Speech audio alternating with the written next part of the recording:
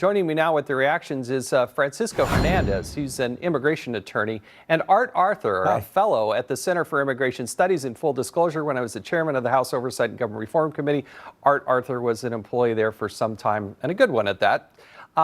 Gentlemen, I thank you for being here. Francisco, I want to ask you, do you think it's legitimate that news outlets cover this story? I think the news outlets ought to cover what they want to cover. I don't think we can blame 11 million people for a murder of one person. I didn't know nobody did that. Wait. Name one person. I've never done that. Who blamed 11 million people? You just did. Well, you just did. The president just said that immigration reform is long overdue. Do you agree with that? Do you agree with that immigration reform is due? I do agree with that. We've been saying that for 18 years. So what's the problem? Why are we even here politicizing the death of a young lady? You are making money. You are getting ratings of the death of a young lady and trying to blame 11 million people in this country for the murder of one murderer who confessed. So you don't think it's relevant? You don't think it's relevant that this person is here illegally? It is relevant that the person committed a murder. It's not murder that it affects 11 million people who the president agrees we ought to have immigration reform. Why are we mixing the two? And do you agree that if this person wasn't in this country, this murder would not have occurred? We don't know whether that would have occurred or not. No, we wouldn't. The answer is a simple, it would have never happened. If he was not in this country, he would have never murdered that young lady. All right, so I'll give you that. So let's reform the laws. Is that going to fix the murder? Now I want to show you this. I want to bring in Art Arthur. So stop politicizing it. No, how is it politicized? Look, let me show you this poll. You're putting it on prime time. That's politicizing. Francisco, look at this poll that was done by Gallup, a survey of over 1,000 Americans. Pull this poll up on the screen. The number one issue that Americans view as the top problem facing the United States of America. Yes. Immigration. The number one issue.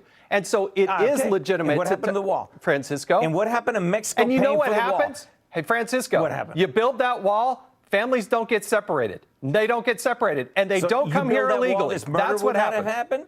Are you saying this murder would not have happened if you build that wall? What happened to building the wall? Because he wouldn't be here illegally.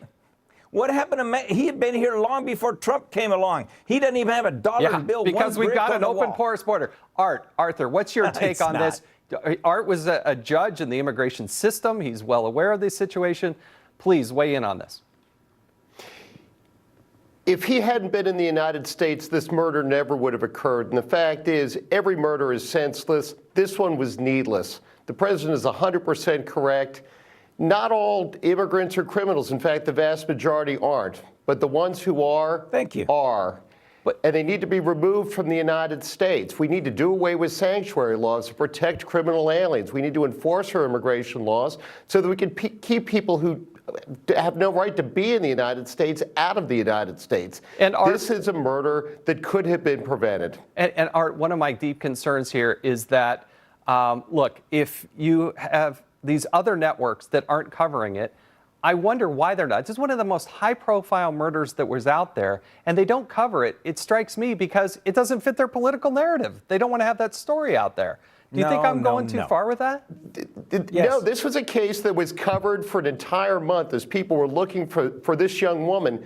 Her father was desperate trying to find her, and, you know, every network covered it. As soon as the narrative changed, the story got dropped because it didn't fit the narrative that the networks wanted to carry. It's that simple. And Francisco, do you believe that it's right to abolish immigration customs enforcement?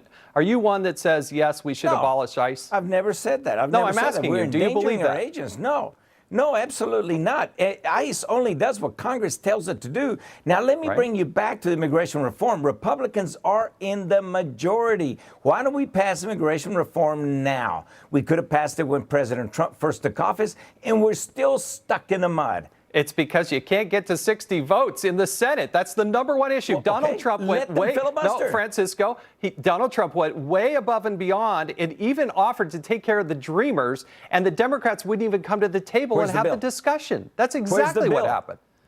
We've not had a single vote. Let's have a vote and let the Democrats filibuster. I also sat there. I was on the immigration subcommittee when the Democrats had the House, the Senate, and the presidency. No, we're talking about now. We're talking about now. Republicans, and I'm also telling you that you're trying to make a case. No. Put up a bill. Put up a bill for immigration reform now. Put it up to vote. See what happens. Francisco, do you believe we should build a wall?